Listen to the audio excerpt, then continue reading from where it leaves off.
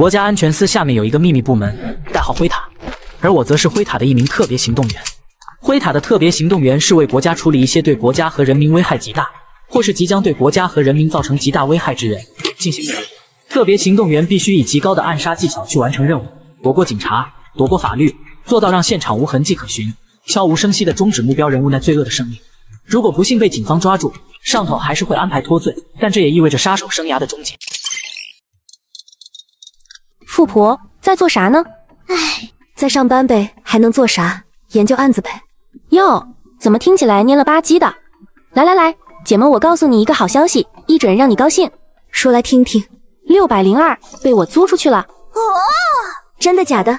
我第一个乖乖耶，是何方勇士敢租那套房子？而且那个租客答应签3年的合同呢，就是最终谈下来的价格不是很理想，毕竟那房子里可是出过事的。没事，只要能租出去就是个好的开端嘛。我说你赶紧过来跟人家把合同签了喂，这煮熟的鸭子要是飞了你可就哭去吧，再想找这么个胆儿肥的租客可就难喽。我马上到。女警名叫左琳，朋友圈人称傅玲玲，单位同事则戏称她为地主玲。因继承父亲早年低价购入的郊区宅基地建成的公寓楼而拥有丰厚租金收入。然而，她选择从事高风险的刑警职业，而非安逸生活。此因6年前，公寓楼1单元602室发生一起命案，至今未破，影响公寓租住率和租金，并引发各种谣言。此案促使左琳决心成为刑警，探求真相。虽说如今公寓楼的行情和租住率已经逐渐恢复，可被称作凶宅的1单元602室一直无人问津，这成了左琳的心病。为了彻底摘除602室凶宅的名头，这些年左琳可没少花心思。可遗憾的是，效果仍旧不理想，依旧是无人问津。我来了，那只鸭子飞了没？我的傻妞叶，得亏客人不在，你这一嗓子喊出去，你猜人家还租不租？不在。鸭子真飞了？没飞，就是去对面买香烟去了。2分半后，一名男子走了进来。叶先生，快请坐，这位就是房东左小姐。你好，左小姐。你好，鸭子。鸭子，左小姐请自重啊，我可是有着正当职业的。一旁的张小然连忙岔开了话题。叶先生，这栋公寓的602室，我们谈定的月租金是7000元，付3押1。如果没问题的话，咱就把合同签了吧。左琳紧盯着男人，签，快签，勇士，靠你了。租金的问题吗？要不咱再谈谈。叶先生，那栋公寓楼位于新区的中心地带，周边可都是高档商业区，像这么一套住宅，平均的月租金得要15000呢。这7000块等于是打了对折还不止，还怎么谈呢？你可别为难我了。可据我所知，这套房子嘛是凶宅呢。你个贱人，不许你这么说我的公寓。左琳倒不是介意这几个小钱，他火大是对方的德行。眼前这一脸坏笑的家伙，明显就是揪着他的痛处不放，颇有些趁你病要你命的意思，是相当的令人不爽。这话说的，这房子要不是出过那么点事的话，这地段也不至于7000块钱就往外租呀。况且房东为了打消租客的忧虑，那套房子可是重新装修过的。可无论如何装修也改变不了那是一套凶宅的现实呀。那叶先生，您愿意以什么价位租下来呢？3000。3000？你别闹。没闹，就3000。这是套凶宅，如果我不租的话，可以肯定它还会继续空置下去。我租下来等于是帮了你们。张小然向左琳投去了不知所措的目光。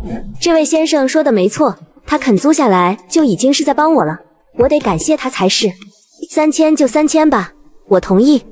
很快拟好新合同后，双方签好了合同。左琳看着合同，嘴角扬起。我说叶先生胆儿可够肥的呀，那套出过人命的房子都敢住，这6年来你可是第一个呢。没事儿，咱就图个便宜。我听张小姐说，房东你就住在对面的601，作为女孩子来说胆儿也挺肥的哦。便宜是吗？不过我听说当年那人死的模样很恐怖呢，被发现时整个人都肿了，可尔心死了。你可想清楚了，我们现在可是签了3年合同的，如果你入住之后要反悔的话，可得支付违约金的哦。知道了知道，又是尸体又是违约金的，是想吓我？好吧，你们成功的吓住了我，加10分。美女，钥匙呢？左琳没好气的把钥匙扔在了桌上。哼，不怕是吧？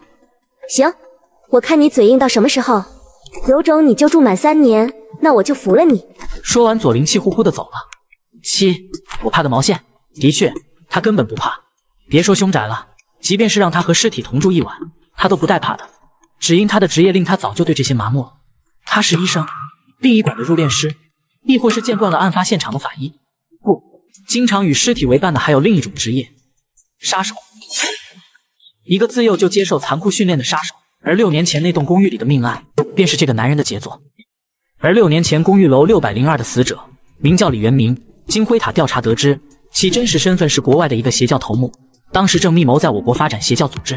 灰塔将清除李元明的任务指派给了我，我也顺利地完成了对李元明的抹除。拿到钥匙后，我拉着行李来到了公寓楼的602。我站在602的房门前，没有立即开门，而是皱眉盯着贴在门上的纸条。不好意思，门还是老的没换。鉴于你的租金只有3000块，我是不可能给你换门的。这扇门上可能还留有当年死者的指纹哦，而且未经我允许，你不能私自拆换入户门。看来这妞还是对于白天的事耿耿于怀啊，厉害了，再给你加10分。左琳刚出门准备去上班，此时602的房门突然开了。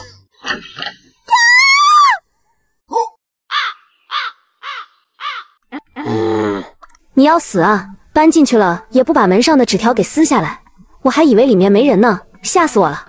看着左琳这副样子，我则是龇牙一笑，这叫什么来着？啊，对对，这叫害人不成反害己。左琳翻了个白眼，气呼呼地戴上手里拿着的帽子。我瞎叫唤什么？大早上的，请文明用语喂。我呆望着眼前的左琳，你是警察？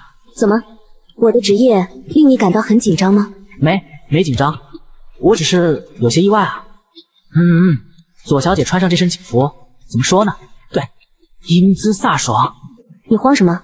没，我哪儿慌了？呵呵，我这不正常的很吗？你是做什么的？我被问得又眼皮直跳。这算是聊天还是警察问话？左琳望着一脸窘迫的我，强忍笑意。都算。我做进出口贸易的哈，平时就在网上接单发单什么的，偶尔去国外出个差。不信你可以去查哈。切，我哪有闲工夫去查你？说着，左琳走向电梯间，见状，我连忙追上去。等等，那个，我问一下哈，昨儿咱签的合同里违约金是多少来着？8万。多少？8万，你自己不会看合同吗？记好了，如果不敢住下去，你就得给我8万块哦，拜拜。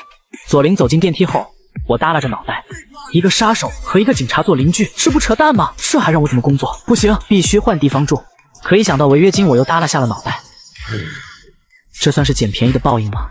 我垂头丧气地来到楼下，刚走出公寓楼，我发现地上有一个牛皮纸的档案袋，捡起一看，只见档案袋上写着93年10点6杀人案几字。年代这么久远的案子，我看着档案袋明白了过来，抬头望去，只见左琳正在停车场慌里慌张地来回找寻。8万块违约金是吗？行，你慢慢找吧。我满脸坏笑地打开了档案袋，翻看着发黄的案宗，突然有几张照片从中散落在地。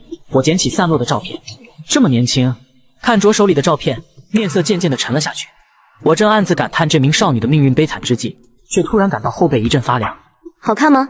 惊得我手忙脚乱地将照片和案宗塞回了档案袋。这不刚出来看见地上有个袋子吗？我就估摸着应该是你掉的。这不，我正准备过去还给你呢。左琳一把将档案袋抢了过来。这是你该看的东西吗？一个大男人跟个妇女一样的八卦，还蹲在树下偷看。是，我不该看。那什么，我说你也对工作太上心了吧？单位的事情单位做嘛，还把资料带回来加班，太用功了。哼，没想到我的房东还是一位敬业的好警察呢。少拍马屁！你以为我想加班啊？还不都我师傅吗？说什么要考察我，然后扔了个陈年悬案过来，说是让我试着找突破口。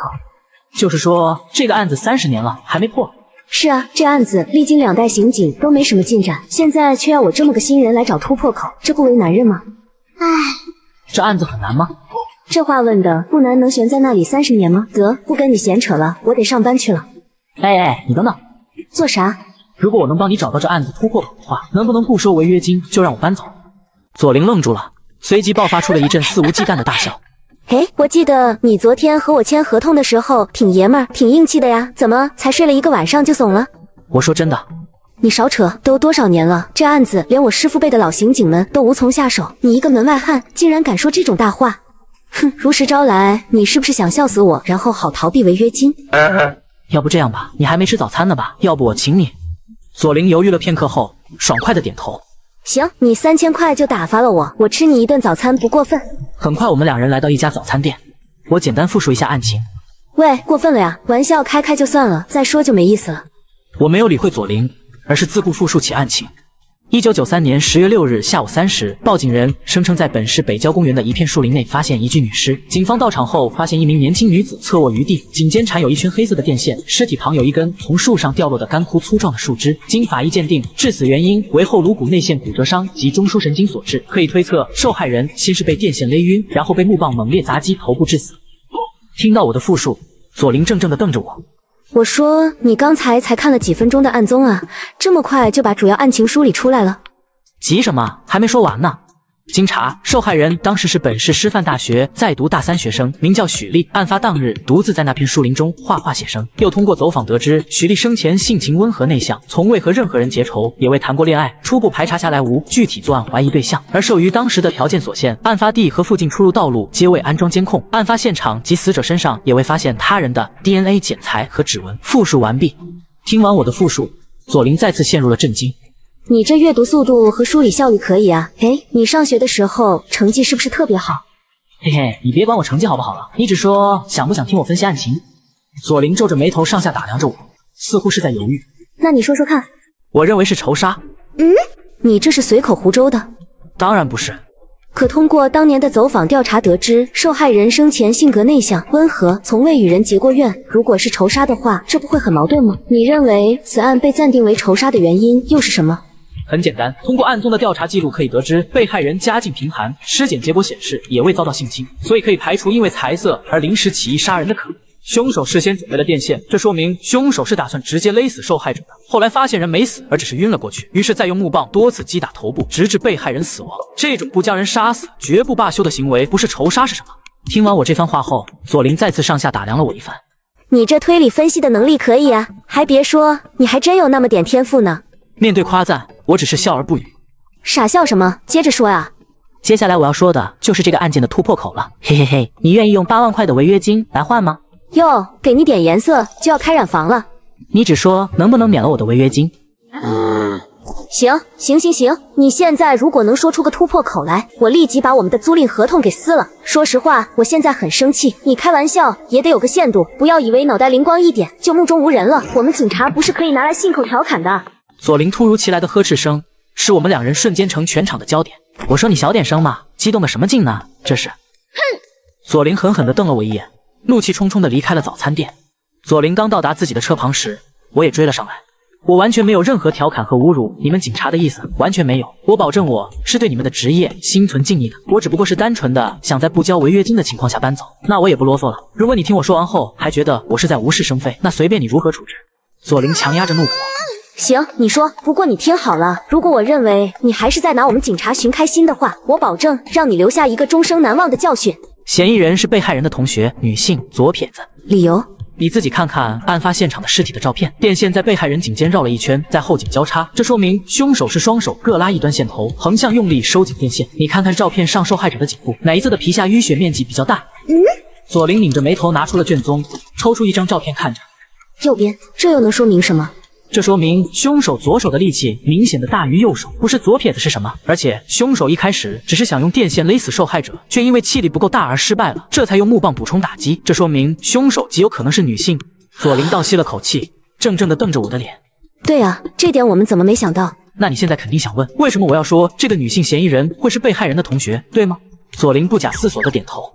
如果你们仔细调查过的话，应该会发现死者脖子上的那根黑色电线是90年代学生台灯的专用线，受当时电器行业的规范约束，这种消费群体为学生的台灯电源线胶皮要比普通电器的厚1毫米左右。而且你看看电线两头裸露出来的铜线断口很不整齐，截断处的胶皮上也有多道夹痕，这说明凶手当时手边没有老虎钳之类的专业剪线工具，不是一次性将电线给剪断的，而是用很钝的小剪刀之类的工具一点一点夹断的。所以这根电线很可能就是来自于大学生的宿舍，而凶手很可能就是受害者的同学。严谨些来说，从这根电线案发时的状况来分析的话，我们的怀疑方向应该首先指向受害者当年的同学群体。再者来说，受害者当天去那么偏僻的地方取景写生，这种日程安排谁最有可能提前知道？当然是同学，而且极有可能是无话不说的同宿舍同学。左琳再次翻开了卷宗细看着。对，这的确是比较合理的怀疑方向。左琳突然把呆滞的目光移到了我的脸上。这些你是怎么想到的？我被左琳盯得一慌。那什么，也许被你说对了哈，没准我还真有些天赋呢。那个，如果这个方向对的话，那8万块的违约金是不是？别给我扯这个，本小姐现在没这心情。不过，虽然你的这些推测的确是本案的一大突破，可推测毕竟是推测，要给凶手定罪，还是得要实打实的证据的。一步步来呗。我想受害人当年的一个左撇子特征的同学不难找吧？先去找人呗，没准人家心理素质不行，没等你们开口就全撂了呢。那如果人家就是死扛着不认呢？那就等你有心情谈违约金的时候，咱再聊证据的事喽，怎么样？哟，想拿捏住本小姐，行，那你慢慢等着吧。姐们，我先去找那个嫌疑人去，拜拜了你呢。话音刚落，左琳驾驶着跑车扬尘而去。厉害了，骗了我的信息就跑，再加10分。半个钟后，我来到一间名为玛格丽塔的西餐厅，此处正是灰塔设在本市的联络处。见我落座，一名服务生快步走了过来。您好，先生，请问用些什么？先来一杯鸡尾酒，血腥玛丽，其中的伏特加分量减半，请让你们老板出来亲自为我调酒。闻言，服务生的面色变得冷峻。好的，先生，请您稍等。不多时，只见一名身着紧身旗袍的女人走了过来。你好，先生，我是本店的老板裴敏，我能为您做些什么？麻烦亲自为我调一杯血腥玛丽，伏特加分量减半。好的，不知你在组织内登记的名字？夜宵。听到这2个字，裴敏是面如白纸。你就是那个夜宵？你不信？我信，组织里绝没有人敢冒充你。想不到上面竟然把你这样的人物给派了过来。如果你们这边特别行动员的死亡率不是那么的高，我想上头也不会派我来。看来上头是有些生气了。你也知道，本市以及周边地区是国内的经济中心，情况比外省市要复杂得多，所以人员的折损率也会高一些。我不是来听你的开脱之词的。对不起。裴敏的额头竟然泛起了冷汗。如果你在和特别行动员发生情感上的纠葛，你该知道上头会让我对你做什么。如果不是上头念在你为组织服务了多年的份上，你很难善终。明白，我明白。我先走了，如果有任务的话，请用1贯的代码发短信给我。好，您慢走。我起身离开西餐厅，裴敏才长吁了一口气。这时那名服务生走了过来。怎么一个特别行动员就把你给吓成这样？他不是普通的特别行动员。不是普通的，什么意思？你该知道的，在当今灰塔内的特别行动员中有3个人，地位是不一般的。听到这话，服务生一怔。你是说叶树叶那3个妖孽？对，他就是组织内的3大杀神之一，夜宵。竟然是他！听说他们除了执行普通的任务之外，还负责抹除那些叛变或是破坏规矩的特别行动员。裴敏重重点头。对，现在我还能站在这里，算是幸运的。左琳自从得到一条侦查方向之后，一连忙了2天，直到第3天的傍晚，才带着一脸的疲惫走出了公寓6楼的电梯。他并没有急着回家洗澡休息，而是敲响了我的房门。你在家就好，等着，房门别关，我洗个澡过来找你有事。你洗个澡，然后来我家有事？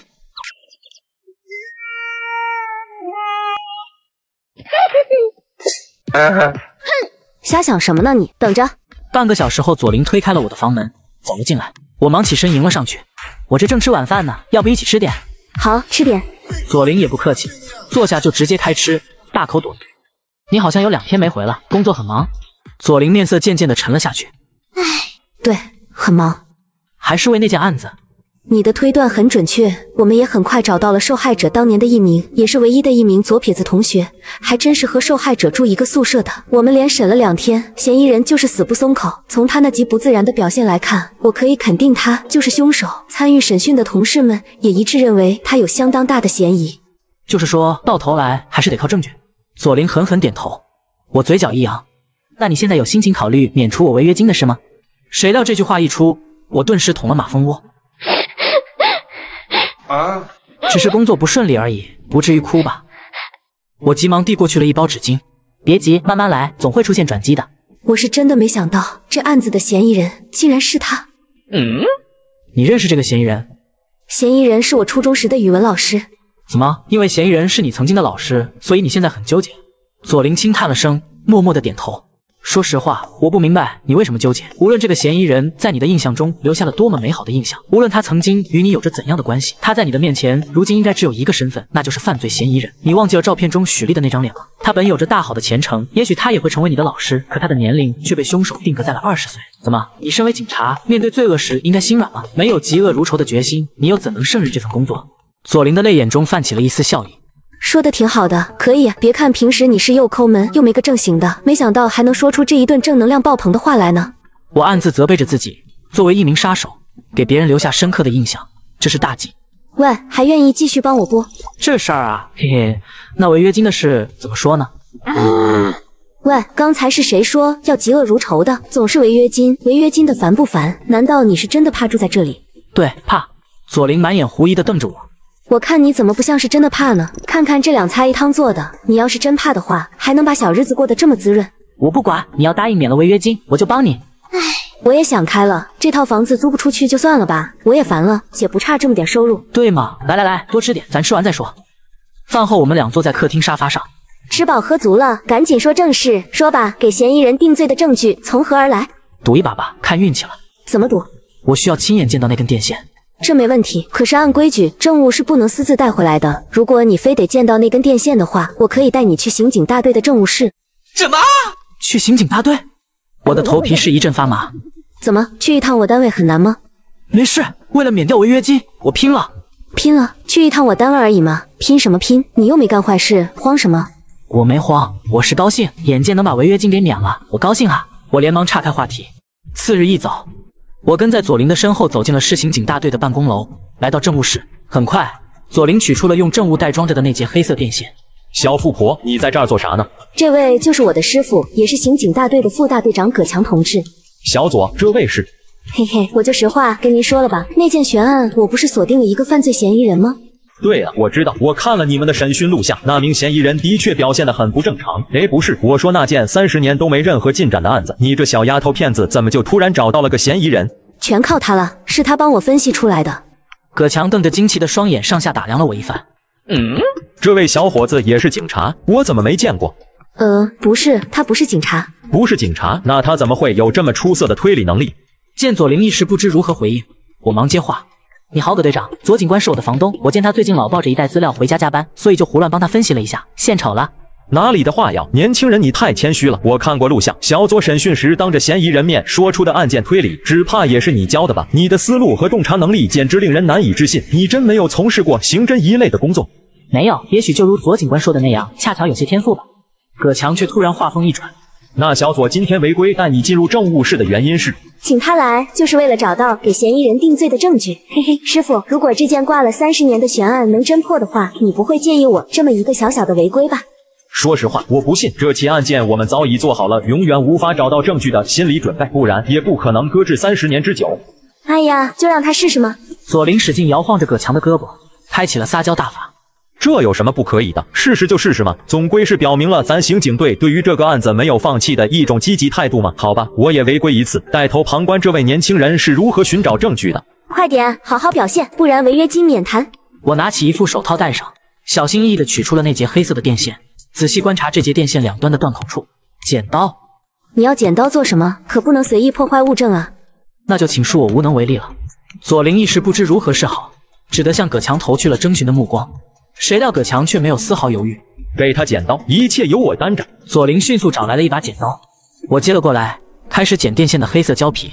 随后两手各捏着铜线的一端开始反方向扭动，片刻之后，只见有少量黑色的碎屑自扭松的铜丝之中掉落了下来。这是什么？左琳茫然盯着纸上的黑色碎屑，运气不错，我的违约金可以免了。啥意思？左琳懵了，这就是证据。你别闹，我领导在这儿呢，你瞎说什么？你别喊，说话轻点，要是把这点证据给吹跑了，这案子可就真没指望。左琳一把捂住了自己的嘴。这真的是证据？那这些黑色的脏东西到底是什么？血。谁的血？从案宗中可以得知，被害人无论是脖梗处还是后颅骨折的凹陷处都没有明显的开放伤口，所以这不是被害人的血，而是凶手的血。闻言，葛强满面疑惑。你怎么知道凶手会出血？凶手的血又为什么会藏在电线的铜丝之中？你们看看这根电线两端的铜丝断口非常的尖锐，说是一根根的铜针也不为过。我推测凶手当时在用尽全力拉紧电线之时，极有可能被铜丝扎破手掌，所以就赌了这么一把。那当时警方为什么在案发地没发现血迹？如果按你所说的凶手被割破了手的话，那电线的外层胶皮上也应该沾有血迹，而且用于行凶的那根木棒上也应该有，这怎么解释？通过案宗可以得知，尸体是在死亡3天之后才被发现的，而那3天之中连下了2天的暴雨，所以木棒和电线胶皮上的血迹早就被雨水给冲刷干净了。得益于电线胶套的保护，倒是顺着断口渗入铜丝之中的血迹被保存了下来。竟然是这样！哎，这个案子我们几十年都没取得任何进展，你倒好，只看了几眼案宗就轻轻松松的解决了，跟闹着玩似的。呵，你这年轻人，这还真有些让我们无地自容的意思。看来我们有必要检讨一下了。这案子就是个例子，如果我们工作再细致些的话，也不至于让受害者家属等了这30年。您可千万别这么说，我可担待不起。也许就是凑巧吧，我可比不得你们专业的刑警。那你们忙着，我就不打扰了。说完，我快步离开，跟逃似的。这天晚上我多做了2个菜，4菜1汤。是为了表示对左琳免除违约金的感谢。不出预料的，我的房门被敲响了。可出乎我预料的是，左琳却并没有因为破案欢呼雀跃，反倒是满脸的失落。完了，这姑奶奶看起来又不开心了。没辙，这是咋了？难道 DNA 比对没成功？不，很成功，比对中了，嫌疑人什么都交代了，这案子可以说已经告破了。好事儿呀，应该庆祝才对，干嘛一脸的不高兴？一条鲜活的年轻生命竟然死于这么一个荒唐的理由，何红就是凶手。他交代的作案动机让我听着很不好受。怎么，凶手作案的动机是什么？是仇杀吗？可以称得上是仇杀，但许丽是无辜的，只是何红单方面对许丽产生了仇恨。怎么说？何红在大学有一个男朋友叫顾凯，他对顾凯用情很深。可有一天，顾凯对他提出了分手的请求，何红当即就精神崩溃了，无论如何哀求顾凯都不为所动，铁了心的要甩他。因为那个顾凯向他坦白自己一直暗恋着许丽，何红得知真相之后无法接受，于是对许丽做出了那种极端的报复行为。你总是料事如神，对，大概情况就是这样。好了，别再伤感了。正义虽然来得晚了点，但总比不来得好。你做得很好，我想许丽如果在天有灵的话，一定会感谢你为她所做的一切。来，说着我将左琳拉进屋里，笑嘻嘻地指着餐桌上的菜。今天是双喜临门，一来庆祝案件告破，二来庆祝你的生日。我的生日你怎么会知道的？租房合同上有你的身份证号码吗？这怎么好意思，还要你给我庆祝？一向大咧咧的左琳竟难得的不好意思了起来，说这就见外了，我还特意买了瓶进口红酒，今晚陪你喝点，你酒量如何？该不会不喝酒吧？52度白酒，半斤起步。正当我2举起酒杯准备开动之际，只听门外隐隐有人在呼唤左琳的名字。哟，谁这么晚来找我？左琳起身去开门，刚开门，左琳直接愣住了。我凑到门口一看，只见一名身着警服的男子怀里抱着的一个半人来高的公仔站在601的房门前，把我给看乐了。这啥情况？我一颗八卦之心在熊熊燃烧。听到我的问话，愣了半晌的左琳才回过神来。陈浩，这么晚了来找我有事吗？今天好像是你的生日。说着，陈浩不由分说地将公仔塞给了左琳，然后挠着头一语不发。见状，我及时开口打破了这尴尬的气氛。哟，巧了，我这也准备给左警官庆祝生日呢。来，这饭菜刚上桌还没开动，还有瓶好酒，来一起吃。对，你还没吃呢吧？赶紧进来一起吃。那就打扰了。你好，我是左琳的同事陈浩。你好，我叫叶宵，是左警官的粗客。开动吧，我都饿了。正准备给陈浩倒酒之际，我裤兜里的手机震动了一下，掏出一看，是一条短信，内容只有2个数字01。我盯着屏幕，脸色渐渐沉了下去。怎么了？没什么，你们吃着，我这生意上有些急事要处理一下，得出去一趟。你们走的时候把房门关上就行。说着，我匆匆走出家门。15分钟后，我来到了玛格丽塔西餐厅裴敏的办公室。目标人物黄在兴，现年47岁，自幼移民国外，3年前回国创办了一间信息咨询公司。上头要除掉他的理由，间谍让国家安全司直接带走不就是了？该审审，该判判，非得暗杀吗？这个间谍所造成的破坏已经让上层震怒了，他递出去的情报已造成国家一项绝密级科研项目前功尽弃。这个科研项目是国家对外战略转型的关键所在。为了这个项目，国家除了投入巨额的资金和资源以外，还付出了数名顶尖科学家的生命。所以上头的意思是不经由审判直接杀，以此来震慑在国内活动的其他间谍。明白了，我拿起桌上的 U 盘，转身准备离开。等等，有一点我必须要提醒你，昨天上头更新了行动守则。有需要特别注意的地方吗？有，自今日起，全国所有联络站不再对特别行动员提供毒药，特别行动员也不再被允许以毒杀的方式完成任务。怎么就突然不让用毒了？我听说过你的传闻，也知道你是个用毒的高手。可上个月在西北某地的一个特别行动员在执行任务时过量使用了氰化物，导致后来在现场勘探尸体的法医倒了下去，没抢救过来。所以上头为了杜绝这种事情再次发生，就干脆一律禁止用毒了。感谢这个废物，让我们失去了一种高效完成任务的手段。行，我知道了，走了。可就在打开门那一刹那，别杀他，他也是特别行动员，来接任务的。闻言，我才缓缓放下了匕首。下回注意点，别白死了。说完，我快步离去。那男子摸了摸自己的喉咙，谁呀？这是？虽然身手不错，可也太臭屁了吧？你别不忿，他嘛还真有臭屁的资格。谁呀？我怎么没见过？新调来的？叶宵。什么？他就是3大 S 级中的夜宵？男子是一阵后怕袭来，不自觉地捂住了喉咙。还别说，刚才得亏他及时收住了手，要不然还真就白死了。七，瞧你那点儿出息，今天可没你的任务，来找我做什么？你又何必明知故问？当我回到家时，发现左琳和陈浩已经离开，只见餐桌中央的橙子下面压着的一张纸条。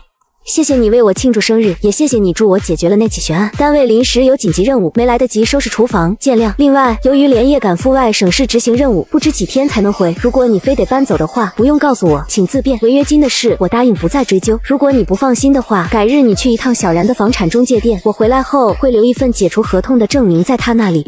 终于免了我的违约金了。我来到客厅，望着沙发上那个左琳忘记带走的公仔发起了呆，突然有一股失落感涌上了心头。我再次打量一圈这个自己住了没多久的公寓后，我还是下定了决心，必须搬，尽快完成当前的任务，然后搬走。第二天一大早，我驱车来到了荆州市创业园区，这里正是黄在兴的公司所在。而此时看似百无聊赖的我，实则正进行观察目标的日常活动规律，等待着那个往往稍纵即逝的下手机会。经过10来天的全天候跟踪观察之后，每天的活动规律和路线几乎是一成不变，2点一线，周而复始。看来黄在兴是有一定的反侦查意识。来到荆州，接到的第一个任务就是块硬骨头。到了傍晚，我才回到了公寓楼。我正打算打开自己的房门，只见601室的门掀开了。哟，这不是张小姐吗？你的好姐妹出差回来了，过来聚聚。张小然却是神色黯淡。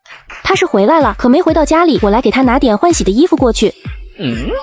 啥意思？这到底是回了还是没回？是回来了，前天躺着回来的。这次他外出办案受了伤，现在正在市3院住着呢。受伤了？怎么回事？伤得重不重？有些脑震荡，照了 CT， 医生说脑子没事，就是左脚踝骨有轻微骨裂，需要静养。闻言我暗自松了口气，那还好，只要没伤到关键的脏器就没事。他是怎么受伤的？听他同事说是摔的，说是去那边抓一批传销团伙，在追人的时候从楼梯上摔了下来，我得去医院了，还得帮他擦身子呢。要你照顾，他家人不知道这情况吗？没敢告诉呢。玲玲说这是小事情，叮嘱同事和我不要通知他父母。再说了，他爸爸身体也不是很好，不告诉也好。我望着张小然怀里的大包小包，拿这么些东西，你开车没？车倒是有，就是去年酒驾被逮住了，驾照吊销了，这还没去重新考呢。厉害了我的姐，算了，晚上在家闲着也是闲着，我也去医院看看吧。走，坐我车一起过去。一路上我们2人在车内有一搭没一搭的聊着。可当聊到左琳为什么放着优越的生活不去享受，却偏偏要做刑警时，张小然却突然沉默了。怎么有难言之隐？张小然抿着嘴犹豫了老半天，还是开了口。因为2件事吧，头一件事是让他从小就产生了当警察的念头，而第2件事呢，就相当于是导火索，彻底的把这个念头给点燃了。嚯，还是循序渐进的呀。先说第2件事呢，这导火索是啥玩意儿？就是你现在租住的602公寓。张小然开始将6年前那套公寓是如何变成了凶宅，造成这套公寓变成凶宅的幕后凶手又是如何让左琳火大的事情是娓娓道来。听完后我脸都绿了。好家伙，感情把小富婆最终推上从警道路的人是自己。那第1件事又是什么？要说玲玲执意要做警察的最根本的原因，还是因为这第1件事。左琳还有一个哥哥叫左志佳，16岁那年意外去世了。那年在市外环路上，3辆警车在追逐一辆疯狂逃窜的车辆，听说那辆车上有2个罪犯。当时那俩人眼见摆脱不了警车，干脆把车停了下来，在路边加油站里抓了一个员工做人质，威胁警察不要再追他们。当时罪犯手中有枪，又在加油站，所以警察不敢轻举妄动，只得先任由他们开车逃跑了。那个人质就是左琳的哥哥。对，那时左志佳利用暑假在加油站打工。后来呢？人抓住了没？张小然边擦眼泪边摇头。没有。2天后，警察在临近县郊的国道旁发现了左志佳的尸体，是被他们活活勒死的。听到这话我是久久无言，但抓着方向盘的双手上已是青筋暴起。造孽！既然都已经摆脱了警察的追捕，又何必非要杀死人质？那后来呢？这么些年过去了，那案子破了没？没有，那2个畜生逃之夭夭了。听说这案子涉及了些很敏感的东西，就连一般的刑警都无法查阅到罪犯的信息记录。我记得小时候玲玲就经常嘟囔着说，长大要做警察，为哥哥报仇。顿了顿，张小然才开口。我至今还记得他初中时写的一篇作文，当年还登上了少年文学期刊呢。哦，写的什么？题目叫做《我与罪恶势不两立》。我听到这作文题目先是一怔，随即露出了一抹暖笑。我跟着张小然走进病房。哟，陈警官还没走呢。都说了100遍让他回去了，非说的要等你来。当然要等你来才能走了，现在他的腿脚不方便，这要是突然要个什么的，没个人在旁边怎么行？够细心的呀。张小然满脸坏笑的在2人脸上扫来扫去，眼神是颇具深意。那要不我今晚回去睡觉，就麻烦陈警官在这儿陪着了。那没问题呀。陈浩是脱口而出。你可拉倒吧，抓了那么一大帮子的人回来，队里肯定忙得不行。你赶紧回去好好休息，明天去单位帮着审人，我这用不着你操心。呵呵，陈警官你就安心的回去休息吧，有我在这儿照顾，还有什么不放心的？再说了，玲玲毕竟是女孩子，还是由我来陪着合适点。这不一会儿还得帮她擦身子呢，这活儿你能行？瞎说什么呢你？左羚羊起手就要用橙子砸张小然，可他却突然愣住了。叶宵，你怎么来了？听说房东大小姐受了伤，咱作为良心租客得来看一眼不是？我看你精神头好着呢，不错不错，看来没多大事。嗨，本来就没多大事，医生说了，等过2天消肿了就可以回家去养着了，还说拄着拐杖去上班都可以嘞，没事哈。望着左琳脸上不禁流露出的惊喜，陈浩的脸上则划过了一丝失落。那个，既然有张小姐在这儿陪着，那我就先回去了。去吧去吧，赶紧回去休息吧。那我先走了。陈浩走到病房门口，却突然停了下来，看向我，我也下意识回身。有事？就是也没什么事。见陈浩欲言又止的，我就跟他来到病房外。现在就我们2人，有啥事说吧。想冒昧的问一下，你和玲玲真的只是房东和租客的关系吗？怎么突然这么问？你别多心，我就随口一问。上回见她在你家过生日，这一回你又来医院看望她，我在想她的公寓楼里那么多租客，却只有你来看望，所以我就多嘴问上这么一句。听陈浩说了这么一堆，我总算是明白了过来。你可千万别瞎想，我和他就是单纯的房东和租客的关系。真的？真的，比真金还真。那我就先走了，你们先聊着。送走陈浩后，我返回病房里。你俩在外面鬼鬼祟祟的聊什么呢？聊什么？你猜呢？嘿嘿，人家对你好关心哟。别给我乱扯。哎，我说你应该早就搬走了吧？现在住哪儿去了？哼，还找得到这么便宜的公寓不？他没搬走呀，我刚给你拿完衣服出门就碰着他呢，这不我坐他的车一起来的呢。哎，你没搬走？还没呢。那你准备什么时候搬走？我抬头望着天花板，回想起了张小然所说的那篇作文题目，以及左志家的事。算了，我不搬了，还是按照合同办事，住满3年吧。左琳听到这话愣住了。哎，不是，你这闹的是哪一出？那我明天就搬。可千万别，你可千万别搬走，那套凶宅还靠你改变形象呢。嘿嘿，你要是住满了3年，那以后可就有人敢租了，那套公寓也就可以恢复行情了。好，我不搬了，你好好生养着吧，我先回去孟州宫了，明天还有事呢。啊，好。我走出病房后，左琳望着门口发起了愣。想什么呢你？怎么？难道你对他？别瞎说，我总感觉他有些奇怪，可到底是哪里奇怪，却又说不上来。傻妞，你这就是对人家有意思了，知道不？哼，你还瞎说，我掐烂你的嘴，我的脚痛痛痛痛。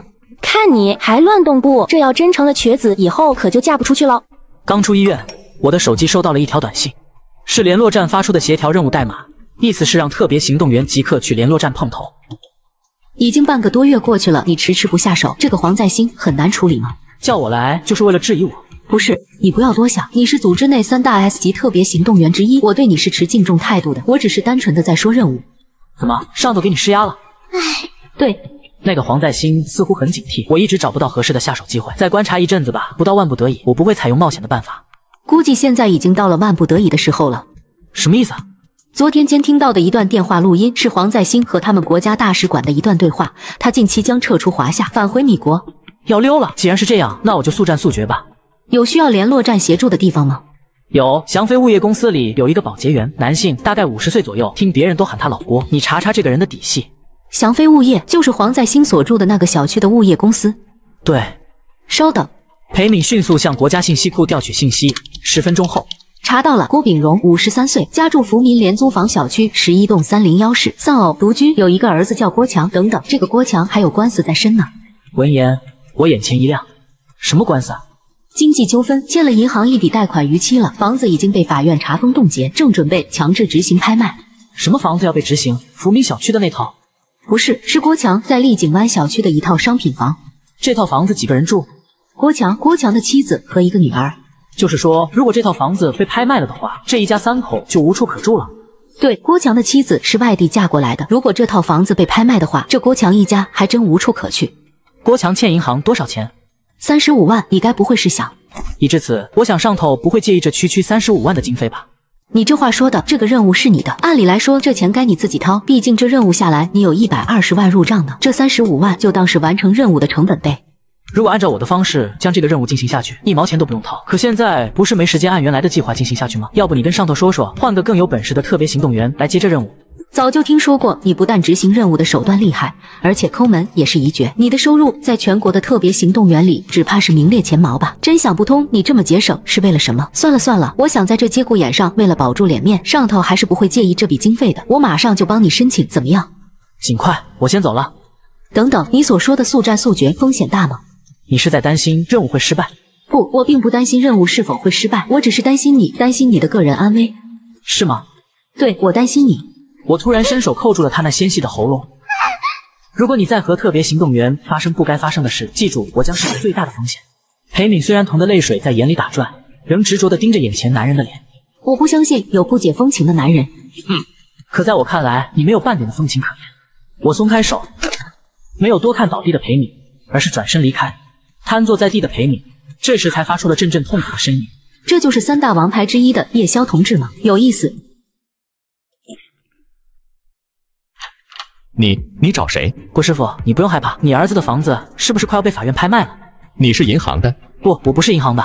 说着，我走进房里，并且迅速关上房门。郭炳荣见状，被吓得不轻。你到底想要干什么？我家里总共才几百块钱，只要你不伤害我，我全给你。郭强欠的那35万，我帮他还，如何？什么？我说真的。我将手中的黑色塑料袋一掀，35捆崭新的钞票被倒在了桌上。你只要帮我一个忙，这些钱你拿走。这么多的钱，你该不会让我干什么犯法的事吧？不，你只干你平时在云顶小区里的保洁工作就行，你不会承担任何风险。郭炳荣盯着眼前的现金小山。你说什么事？我问你，云顶小区住宅楼的楼顶需要打扫吗？要的。最大的几个垃圾桶，平时是不是都放在小区东门外的一条小路上？对。你们每天是不是都先去垃圾收集点将垃圾桶推进小区，然后再四处打扫收集垃圾，最后下班时再把垃圾桶推回垃圾收集点倾倒，然后放回原位？没错。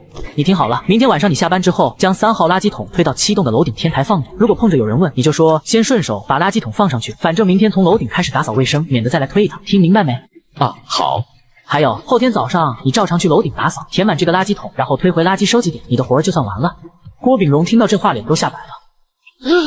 那里面装的该不会是死人吧？这可是犯法的，这给多少钱我都不敢干。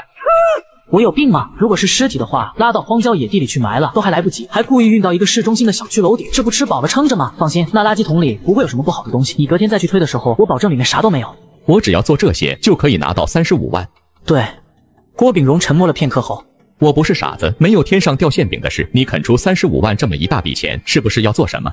你不用管我做什么，你只要知道你所做的事只是在正常的工作。我想，如果警察真查到我这来了，肯定会查到你进入我这栋楼的监控录像的。放心，你们这是廉租房小区，你以为监控能布置的多到位，能到达你家门口的监控盲区路线多得很，警察压根不会在监控录像里发现我的身影。你就说你是怎么个路线进来的？很简单，你这小区只有每栋入口处装了监控，而楼内除了电梯轿厢里面一个都没。你这栋楼的1楼102室是空置的，而102室的卫生间开窗是在这栋楼的北边。这个廉租房小区为了节约成本，只有建筑入口处的南面设了监控，拍摄范围也仅限楼栋入口和一小部分道路。换而言之，每栋建筑的北面都是一个妥妥的监控盲区，更别提你这栋楼102室卫生间的窗户外还全是灌木丛了。这事儿我干了。刚下班的黄在兴回到家，今天过后就能功成身退。当黄在兴醒过来时，发现自己被捆着不得动弹。看来我的直觉是对的，我果然是被人盯上了。作为一名潜伏工作者，你该相信自己的直觉，你不应该和自己的直觉去赌。你是来抓我的？不，我是来杀你的。不经由法律程序，现在就杀我？你不是警察，也不是国家安全部门的特工。如果我没猜错的话，你的身份应该是和我差不多的，也是见不得光的。你说的没错。可你太鲁莽了，你选择杀我的地点不太合适，你的这个错误注定会给你的身份和背后的组织蒙羞。这话怎么说来着？把这个小区作为落脚点，我是经过精挑细选的。想到达我家门口的话，根本没有监控盲区路线，就算你是从外墙破窗而入，也是个错误，因为这里每栋楼的每一面墙也同样处于监控之中。说得很对。这样一来，警察在发现我的尸体之后，就注定会在监控录像中发现你的身影，而你的行踪也很快就会被警察给掌握。呵呵，一名特种行业的精英到最后竟然会被普通的警察给抓住。虽说到最后你肯定不会承担任何后果，可你不觉得丢脸吗？还是有盲区可以进入你家的。哪里？楼顶天台。对，就算楼顶天台没有监控，可你要从天台进入我家，则必须从外墙降落破窗而入，而你一旦出现在了外墙，则意味着进入了监控的范围之中。我没有动你家的窗户，也没有攀爬任何建筑外墙。可笑，难道你凿穿了楼板？说完这句话，黄在兴突然愣住了。烟道？对，烟道。这是一栋33层的住宅楼，烟道的长宽至少是60厘米，足可容得下一个人。精挑细选，你别说笑了，要真是精挑细选过了，就不该选择住在这顶层，因为楼顶烟道口与你家的垂直距离不过只有区一层楼板的厚度而已。不过你还是疏忽了一点。说说看呢？据我所知，去往楼顶天台的路线也绝对没有监控盲区，无论是电梯还是楼梯，或者就算你伸手了得直接从外墙爬了上去，那也都会暴露在监控之中。放心，监控录像里面不会出现我一根毛的影子。行了，闲话到此为止，你也该上路了。说话间，我手中的保鲜膜已经附在了黄在兴的口鼻之上。3分钟后，黄在兴已经因窒息而死亡。走好啊，伙计，你说有一天会不会也有另一个人在我的尸体旁对我说话？也许我的下场比你惨，也许到最终连个送我的人也没。次日中午，法医和众刑警抵达案发现场。副队长葛强此时正眉头紧锁，盯着尸体一语不发。出院了，就赶紧回家歇着去，可不能久站。2位警官晚上好，是来探望小左的吧？如果是专程来探望我的，我会把他们往你家带吗？啥意思啊？找我有事？不知葛队您找我有什么事？今晚来找你呢，有2件事。这头一件呢，我是代表刑警大队来对你表示感谢的，感谢你在许丽谋杀案的侦破工作中给予了我们大力的协助。葛队长您言重了，协助警方办案是我们公民应尽的义务，能够为你们献上一些绵薄之力是我莫大的荣幸。这番假的不能再假的话，是把左琳给听得浑身鸡皮疙瘩竖起。你这货是为了公民的义务才帮忙的吗？你特么只是为了省下那8万块钱的违约金，哼，不要脸！而葛强却对我的话很是受用，望向我的目光中明显多了一份欣赏。这第2件事呢，就是小叶啊，既然你的觉悟这么高，那麻烦你再帮我们一回的话，我想你肯定会答应的吧？再帮一回？不是葛队长，您听我说，上回许丽那案子，我也就是胡乱一说而已，纯属走运。您可千万别把我当成专家了呀，这专业的事还是得你们专业人来做才靠谱呀。怎么能说是走运呢？仅从一根电线的形态就可以推理得出嫌疑人的群体，并且还精确到了性别和生理特征，这没有2把刷子能行。当然了，最后在电线中发现血迹的事嘛，我承认还是有些幸运的成分在里面的，可没有过人的推理能力的话，只怕是做不出这种大胆的假设求证吧。听到这番话，我一时语塞，苦着张脸不知如何狡辩。其实我同意你刚才的话，许丽的案子能破获，的确是运气的成分比较大，你也只是无心插柳碰巧罢了。可我们葛队长却固执地认为你在这方面有过人之处，这才专程上门来向你求助。怎么刚才口口声声的说自己觉悟高，这会子怎么不觉悟了？莫非你想要报仇？我有些意外地看向突然出言挑衅的陈浩，可当我看见他身旁沙发上的那个公仔之后，是恍然大悟。你冲我凶个毛线啊！是你心上人自己把那玩意儿扔我家的，跟我有1毛钱的关系。不过这年头追女人送公仔这件事儿嘛，确实是好笑。感情你把人家富姐当小女生追啊，这怎么追得到位，兄弟？小陈，我们是来求人家的，你这怎么说话的？小叶啊，你不要介意，小陈这几天为了案子也是没日没夜的，精神不是很好，难免情绪有些失控哈。你看，要不你再考虑考虑。当然了，报酬的事也好说，毕竟以前我们请外省市的刑侦专家来帮忙也是有费用的，完全可以大大方方的摆在台面上明说，没什么不好开口的。自己可是一个杀手啊，是一个只要被警察抓住一次就会结束职业生涯的特别行动员啊！怎么现在混的有点警察之友的感觉了呢？这不耗子在猫堆里跳舞，纯属找刺激吗？唉，算了，葛队长，我们走吧。说到底，他只是我的一个租客，我们认识没多久，也谈不上很熟，他没有非得帮我的义务，还是别难为他了。这句话一出，气氛顿时尴尬了起来。沉默良久后，我还是开了口：葛队长，我有个条件。你答应了？葛强精神为之一振，我可以试试，但不能保证一定能行。有什么条件？你说。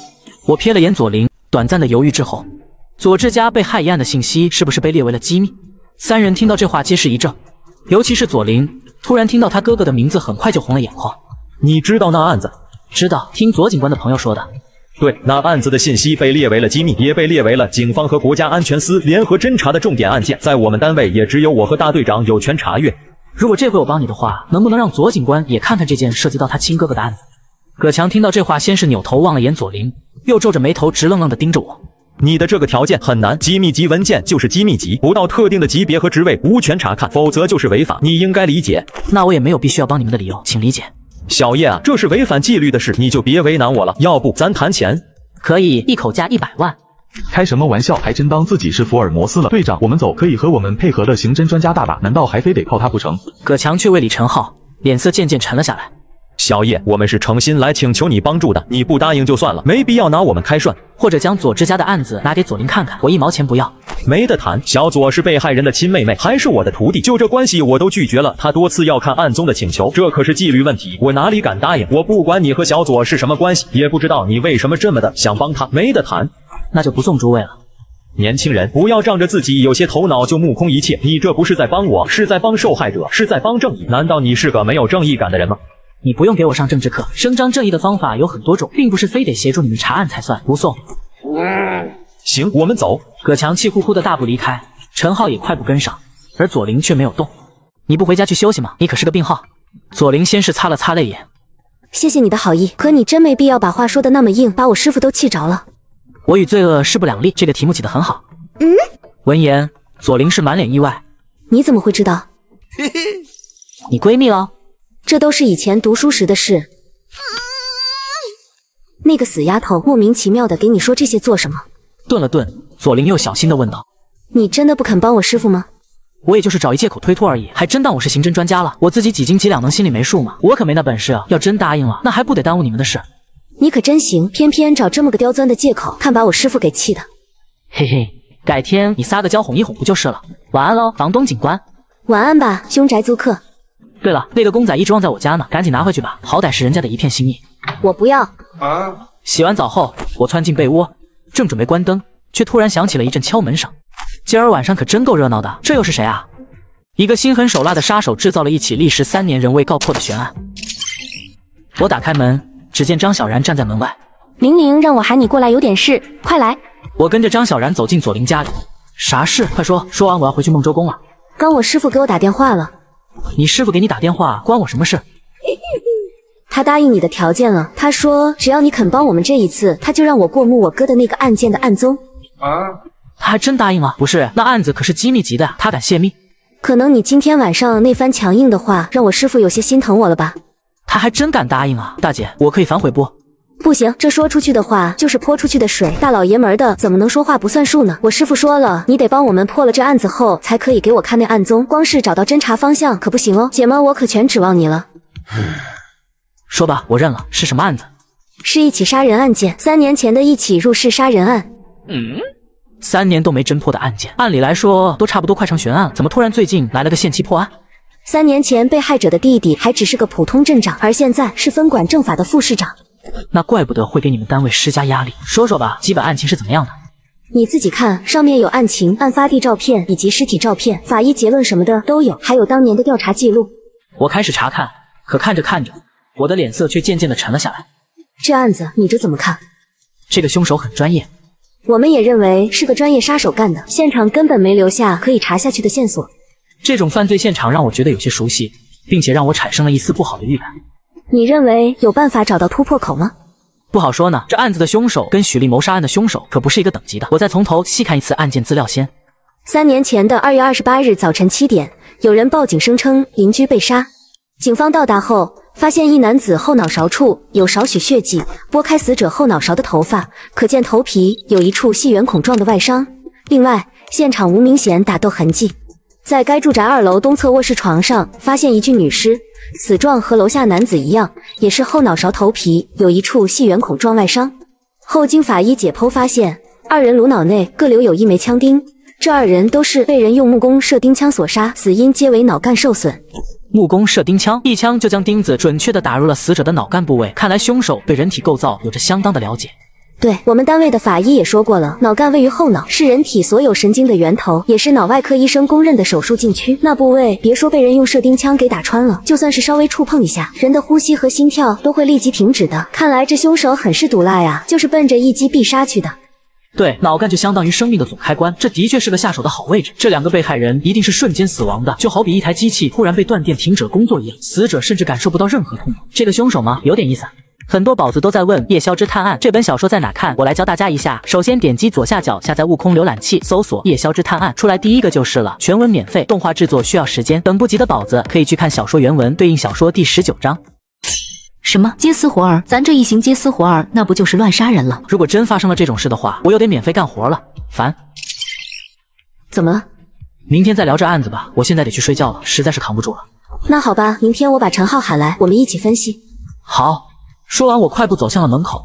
出了左琳家门后，我并没有回到对面自己的家，而是进入了电梯。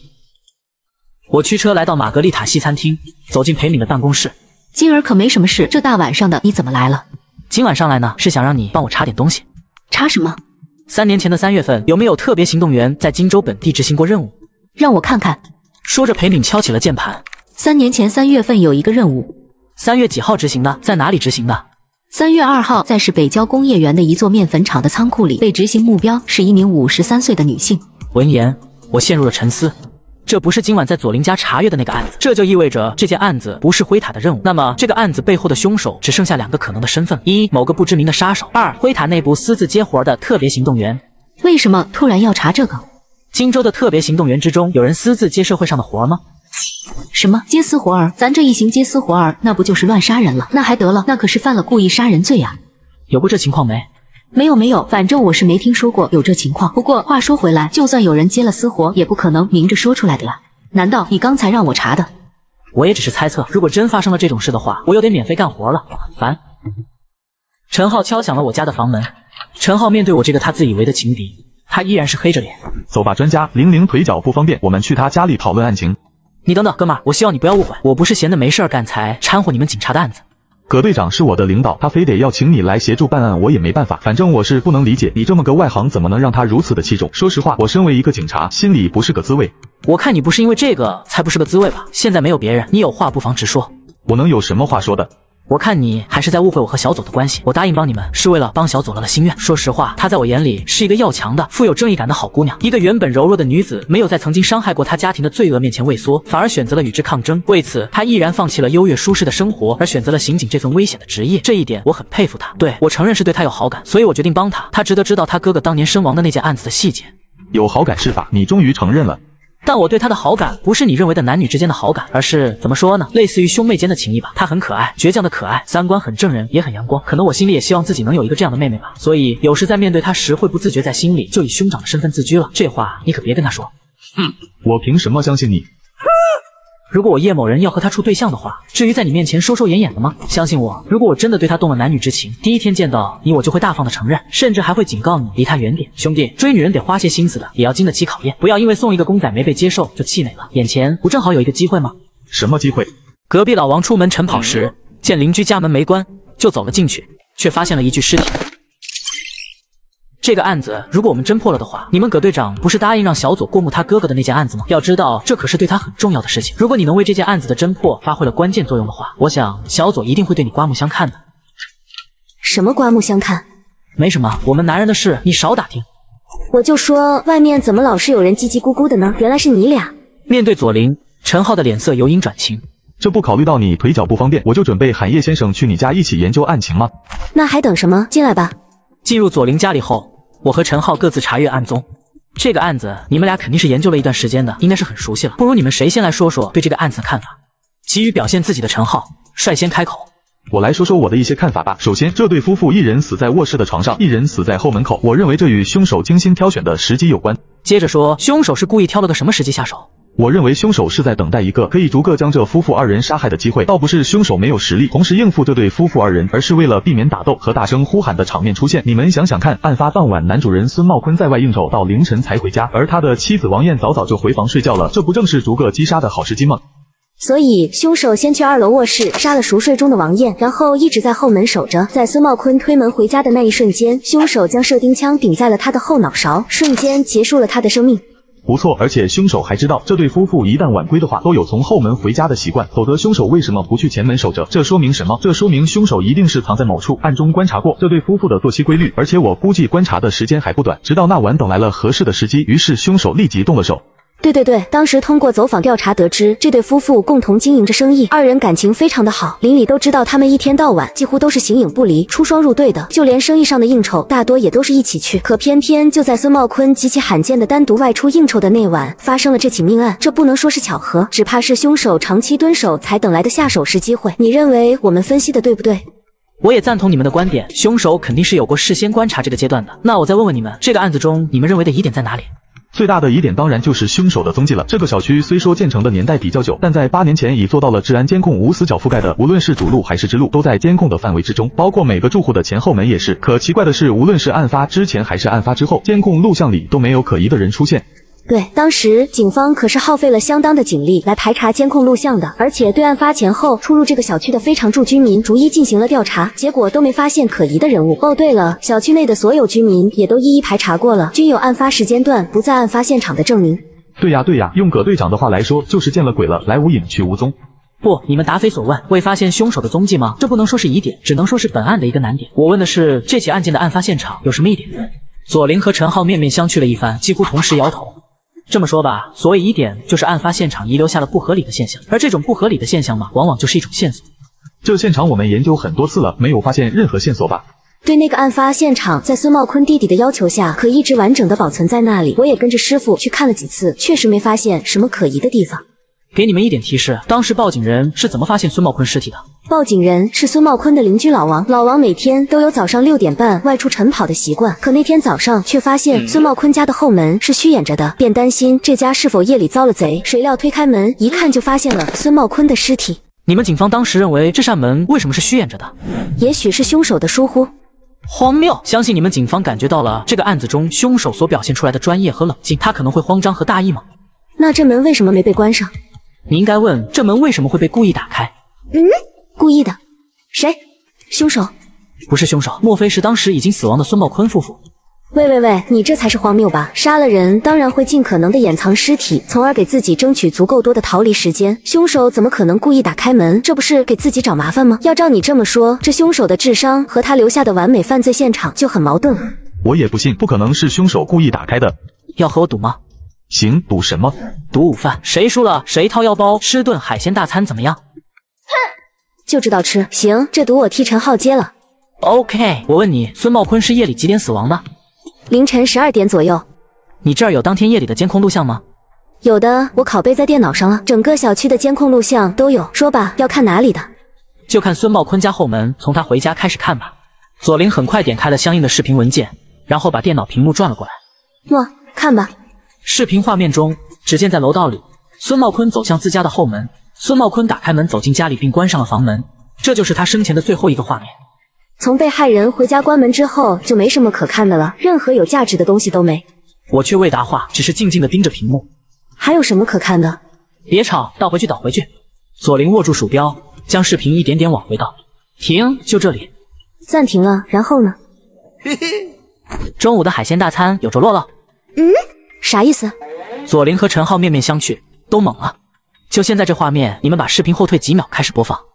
左琳按照我所说的做了，看完后仍旧是一脸懵。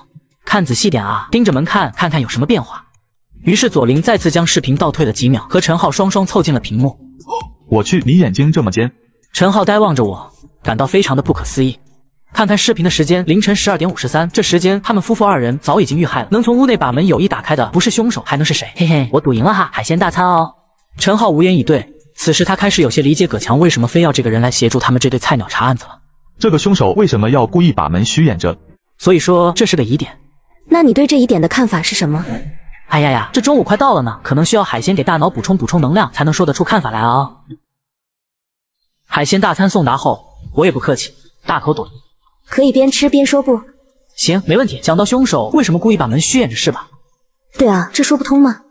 我问你们，凶手把门故意虚掩着所带来的后果是什么？后果？啥意思？什么后不后果的？后果就是第二天一大早就被邻居发现了，然后警察也很快到了现场，对不对？对啊，然后呢？就是会很快被警方发现案发现场。所以你们应该问的是，凶手为什么故意要让警方尽快的介入这起案件？左琳依旧是满脸茫然，突然蹦出一句：凶手有神经病莫非凶手是个自大狂，故意挑衅警方，故意在炫技？好家伙，一个神经病，一个自大狂，你们搁这儿给凶手看病呢？那你认为凶手为什么要故意尽快的引起警方注意？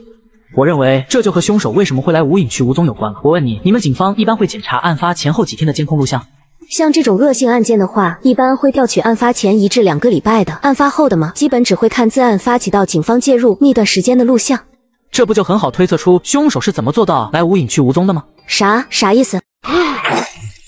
陈浩懵了，你刚撞人了？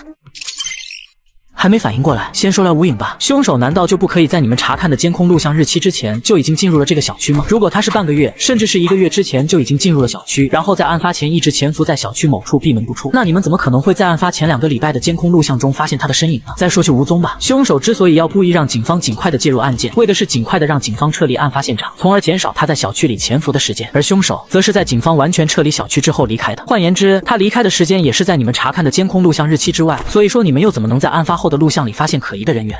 就是说，在当年警方的现场勘查的那几天，凶手还仍然潜伏在小区内。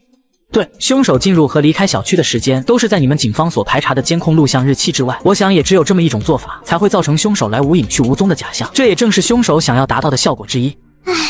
那完蛋了，我们只保留了案发前半个月和案发后5天的监控录像，其他时间段的录像只怕早就被自动覆盖了。毕竟这可是3年前的案子。就算你的这种推测解释了凶手为什么会消失在进出小区的录像之中，那怎么解释凶手会消失在进入和离开孙茂坤家的录像之中？至于凶手是怎么进出孙茂坤家的嘛，咱干坐在这儿纸上谈兵，怕是说不出个所以然来，估计还是得去一趟案发现场看看才行。那咱赶紧吃，吃完就去案发现场。吃饱后，陈浩驾驶警车带着我和左琳从新区往老城区的方向赶去。哎，你说既然凶手有本事轻易进出孙茂坤的家，那他为什么不干脆随便挑一个半夜对熟睡中的2人下手？第一，开车的时候别回过头来看我看路。哦，好。第二，你说的半夜熟睡，可你能100%保证在下手的那个半夜那对夫妇一定是熟睡的吗？从概率学上来讲，不能。深更半夜还没睡着的如今是大有人在。不错，所以凶手宁可选择孙茂坤单独外出晚归的时候再动手，这样一来才是凶手想要的能完全由自己掌控的下手方式。听你这么一分析，这专业杀手果然和一般的杀人犯完全不在一个档次，考虑的也太细致了吧。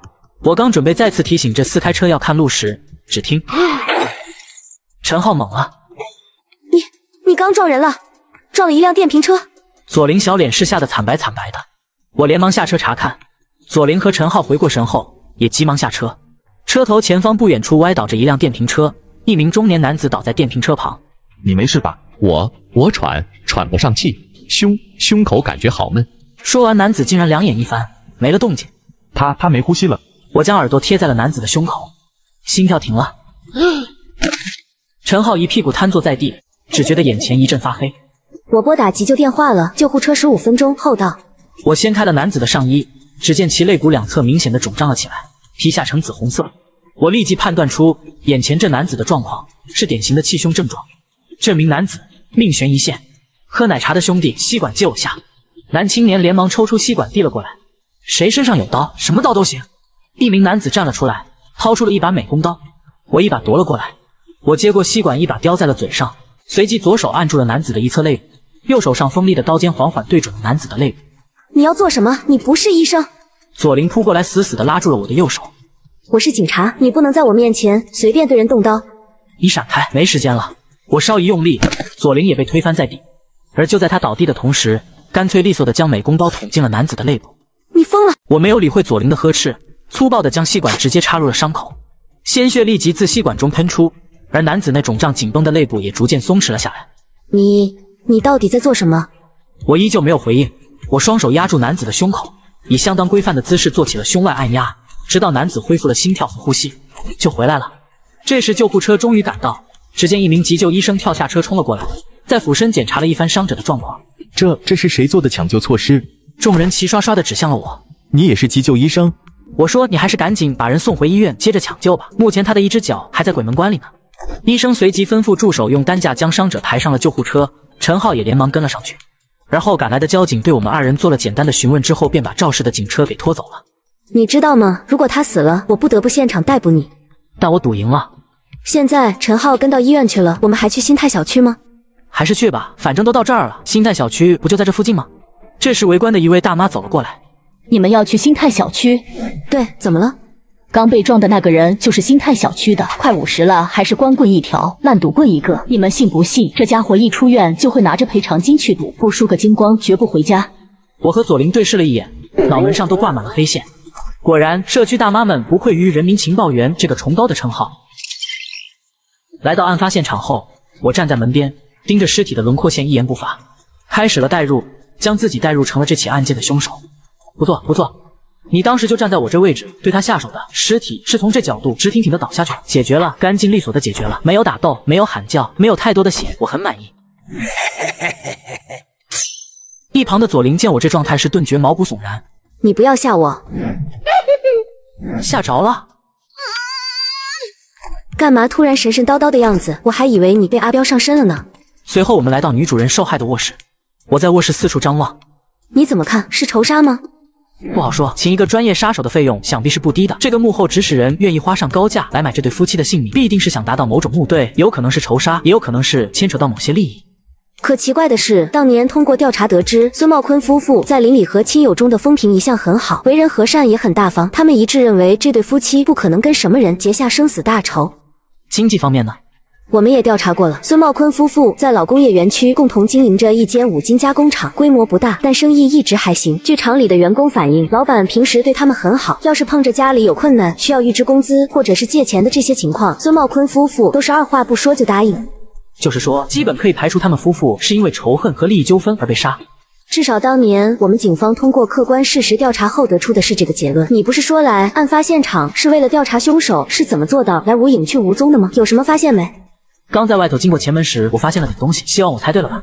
我带左琳来到这栋住宅前门小院的院墙边，看里面。说着，我用腿拨开了草丛。我当你发现了什么？原来是这。案宗内记载了，当年警方打开这个井盖检查过，可并没有发现什么。并没发现什么，这是派人下到下面管道里面去仔细观察之后得出的结论，还是就打开井盖匆匆往下面望几眼得出的结论？不知道，那会儿我还没进警队呢。反正案宗上对于这个检修井并没有过多的记载，也许当时并没有派人下去过吧。闻言，我感到十分的无语。不过说来也挺奇怪的，下水道口怎么会设在人家院墙内的花圃中？这是泄洪下水道的检修井口，从井盖上的日期可以推测，这个小区建在了老城区的一条泄洪管道之上。那这和本案又有什么关系？这里就是一个监控盲区。盲区？你的意思是凶手是从这检修井里爬出来的？我也只是猜测，不过这的确是可以做到消失于监控中的一种方式。那凶手又是从哪里进入地下管道的？不知道，但可以肯定的是，如果凶手真的是通过地下泄洪管道进入案发现场的话，那么他进入泄洪管道的位置也一定是个监控盲区。怎么样，这个说法成立了吧？那你说凶手是怎么进入住宅内的？当年警方可没在入户门窗上发现任何撬动的痕迹。一个如此专业的杀手，你认为他不会熟练地掌握开锁技能吗？哎，也对哦。我们现在有了一个假设，下面要做的是什么？求证。有市政公司的电话吗？有。去看看井盖上的编号，然后让市政公司查查最近的另一个检修井口在哪里。就在左琳刚刚打通市政公司的电话时，我口袋的手机震动了起来，掏出一看，是一串熟悉的手机号码来电。我假装闲逛走向远处，直到离左琳很远之后才接通了电话。在干嘛呢？怎么才接电话？燕子，还好不？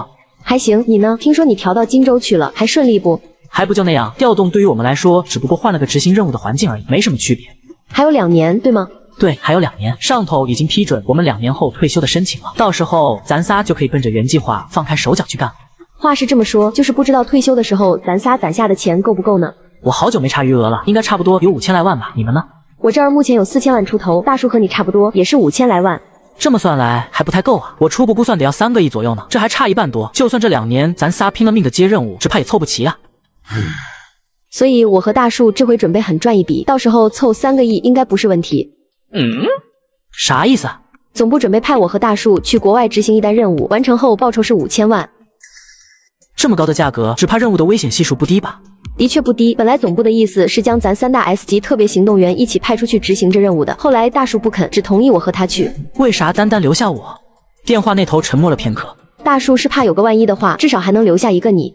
如果非得留下一个，那也是留下你。等我和总部沟通一下，让我和大树去。别，这个任务的执行计划中必须有个女性。那把大树留下，我去，我自信能力比他要强一些。我知道你的能力比我强，但如果发生了什么意外的话，咱们计划最佳的实施者可是你，我这也是稳妥起见才这么安排的。大树，好了，你什么时候变得这么婆婆妈妈的了？这个任务我和燕子有信心，挂了，等任务回来我们再聊。我还要说，可电话那头已经挂断了。好家伙，还是这臭脾气。我收起了手机，转身，却是被吓一跳。鬼鬼祟祟的接个电话躲这么老远。怎么，我做外贸生意的，这涉及到生意上的机密，我躲远点讲电话不行啊？我是面不改色，实则心里是慌的一批。行，我这不过来告诉你市政公司查询的结果吗？当谁稀罕偷听你讲电话似的。我偷偷的松了口气。最近的检修口在哪里？就在小区最北边的1号住宅旁边。走，看看去。我们2人站在1号住宅的门前傻了眼了，因为我们围着房子前后的转了几圈，也没发现检修井的铁盖。又是你们俩呀，在这儿找什么呢？喂，我说你这一身技能跟开了挂似的，该不会也犯过什么案子吧？大妈，你也住这小区啊？我就住刚才被你们警车撞倒那人的隔壁，这1号就是他家了，我住2号。您知不知道这房子附近有一个井盖？就在那个违建的车库里面。这车库是什么时候搭建起来的？好像有5年了。那大妈，您还记得这家曾经住进去过什么陌生人吗？你这话问的，这家住进去搬出来的陌生人可多了去了。啥意思啊？你们不知道，这烂赌鬼把2楼的几间房出租，靠着租金过日子呢。听到这话，我将左灵拉到了一旁。你们警方当年排查过这栋住宅内的租客吗？调查过房东在案发时间段前后的租客名单吗？当然有了，案宗上不是记录了吗？你案宗带了吗？没，谁随身带案宗出来？那你打电话问问当年的办案警员，案发前后那段时间这栋住宅内的租客情况。行。左灵再次掏出了电话。我同事说，当年案发时这栋住宅2楼的出租房是空的，一个租客都没有。没有，还查了房东提供的出租记录，说是这栋房子2楼的3间房每年基本都是满租的状态，偏偏在案发前1个月到案发后2个月是空的，3间房全是。偏偏只有那段时间是空的，这么反常。我也是个房东，被你这么一说，还真是有点反常。咱荆州市外来人口极多，房屋租赁市场可是常年供不应求的。顿了顿，左灵突然眼前一亮。你的意思是，当年凶手就在这上面躲着？你又要妄下结论。我说过了，我们一直在假设，要让你的思路去主导假设，而不是反过来被未经过证实的假设牵着鼻子走。那下一步该怎么办？请再次掏出你的手机。左灵连忙掏出了手机，等待下一步指示。这个房东这会儿应该在手术，你让陈浩在医院盯紧了他，一旦术后麻药退了清醒之后，立即通知我们。行。左灵结束和陈浩的通话之后，盯着蹲在车库卷帘门前的我。你想打开门进去看看？你猜？没问题，等我去单位申请一张搜查令。我站起身，用脚尖捅了捅卷帘门，要个毛线的搜查令？拜托，这是私人住宅，就算是属也无权随意闯入，这是违法的。你给我普个毛线的法！姐姐，这可是个擅自搭建的违章建筑，哪里算得上是民宅了？哎，也对哈，这个车库所占的地方属于小区的公共区域，的确不需要搜查令。你发卡借来用用。左灵犹豫着取下了别在鬓角的发卡递了过来。你要做啥？开锁。说着，我粗暴地将发卡上的铁片给掰直了，蹲下去对着门锁就是一顿的捣鼓。开锁。大厨水平的厨艺，急救医生水平的抢救手段，刑侦专家级别的推理能力，然后你竟然还会技术开锁。行走江湖，技多不压身吗？大惊小怪的。喂，我说你这一身技能跟开了挂似的，该不会也犯过什么案子吧？太君，我可是大大的良民啊！我忙前忙后的帮助你们警方查案，倒反过来怀疑我，你的良心大大的坏啊！太君，我这不是好奇吗？卷帘门被我给利索的拉开了。好家伙，你这手艺够得上去警局备案的水平了都。我目光落在车库正中央地面的井盖上，我走到井盖旁，一把将沉重的井盖翘起推到了一旁，探头往检修井内望去，只一眼，我的眉头拧了起来。怎么了？左灵也低头往井内一望。那是什么东西？只见深约2米的井底有一团黑漆漆的东西，莫非还真被我假设准了？那一团黑黑的是什么？如果没看错的话，是一件化工隔离服。化工隔离服？谁会把化工隔离服扔在这儿？快通知你们物证科的同事过来！左灵连忙掏出了手机给单位同事打了过去。一台警车赶到，一名提着工具箱的法医匆匆下车。小左，有发现？对，那井里有个东西，麻烦你尽快提取上来。中年法医二话不说，快步走到了井口旁，掏出了一支强光手电。还真有，真是奇了怪了。小左，你刚进单位没多久，可能不知道，以这条泄洪管道作为出入案发现场的路线，当年警方也考虑过，也派人下去检查过了，可当时怎么没发现下头有这玩意儿呢？只有一种可能，那就是这东西被丢弃在这里的时间是在你们警方下去检查之后。你是谁？住这儿的？请快些离开，不要耽误警方办案。老于，这位叶先生是葛队长请来的专家，来协助我查案的。这是我们单位物证科的于副科长于荣发。他是专家？上回的许丽案就是全靠他才侦破的。那案子嘛，运气好而已。运气？来，你也运气一个给我看看。你什么意思？你是物证科的，那也就是痕迹物证专家了。许丽案被整整挂在那里30年，你就没通过电线的形态分析出嫌疑人的特征？你就没想过把电线的胶皮割开看看？真是好一个专家，把自己的粗心大意归结为运气不好，你可真行。你说什么？于荣发愤怒地上前推了我一把，是怒目而视。如果你答应不追究互殴的后果的话，你可以再推我一下试试。老于，他是葛队长请来的。于荣发只得强压火气，打开了工具箱，戴上了手套、脚套和头套之后爬下了井口。看这衣服的尺码，应该是男性穿的。用血迹探测灯。要你说，于荣发从工具箱中拿出了一只手电筒状的仪器，我随即将车库的卷帘门给拉下，顿时漆黑一片，一束绿光亮起，在防护服上下缓缓移动。这里，瞎叫唤什么？那里把光对准手套的拇指虎口位置。于荣发虽然是满心的不忿，还是按照我所说的做。只见有一小抹擦拭状的血迹在绿色探测灯下显现出了淡淡的橙黄色。眼睛还挺尖。看来我们的求证正朝着有利的方向发展。对了，受害者夫妇的 DNA 信息保留下来了吗？有的，我们马上对防护服上的血迹进行 DNA 提取，然后与受害人的进行比对。于荣发黑着脸开始折叠防护服，由于情绪不佳，折一下抖一下。见状，我一把拉住了他的胳膊。你要做什么？上手了是不？你就是这么对待证物的？我有说过对证物的初步勘查结束了吗？已经发现了血迹，你还要怎么样？我自然知道保护有血迹的那块地方要你操心，还别说，你的运气也真是够好的，这案子的突破口又被你给撞上了。好你老了个腿！血迹如果比对中了受害者夫妇的话，那可以证明这件衣服出现在了案发现场。那这件衣服的穿戴者是谁？又怎么去证明？突破口，突破你老了！你骂我？于荣发是顿时热血冲上了头，紧捏着双拳。我懒得搭理他。自顾自地从于荣发的工具箱里拿出一双手套戴上，然后重新摊开化工服，小心翼翼地将连体帽的部分翻开，然后仔细观察了起来。果然，什么果然？你靠近点看。左琳瞪着大眼睛仔细观察，看见帽子反面的这些小白点没？这些不是灰尘吗？不，这是头皮屑。头皮屑？对，头皮屑正是穿戴这套防护服的人所留下的头皮屑，而头皮屑是可以用来提取 DNA 的。这样一来，我们就等于是掌握了犯罪嫌疑人的 DNA 信息。虽然这两个证据的发现的确算得上是一大进步，可要说是突破口还算不上。毕竟有了犯罪嫌疑人的 DNA 信息，并不代表着就能抓着人，因为我们目前还找不到值得怀疑的对象来进行比对。此时，于荣发那原本暴怒的情绪早已被震惊给取代了，脸上已泛起了些许愧疚之色。行，叶老弟，我算是服了你了，我向你道歉，对不起。希望在这件案子上我们能合作愉快。大家都是为了案子，互相发挥所长，互相配合，尽早破案，将凶手绳之以法，才是对受害者最好的告慰。你们不会再闹起来了吧？不会，我老于生平最服的就是有本事的人，哪怕就是真的打过了架，事后该佩服的我照样佩服。对了，叶老弟，你结婚没？我有个表妹，条件还不错，认识。长得咋样？您细说。哦，对了，还有件事忘了跟你说。啥事？左琳望着地上已经变形的发卡。这个发卡是 Prada 限量款，售价2399，记得赔我。我去。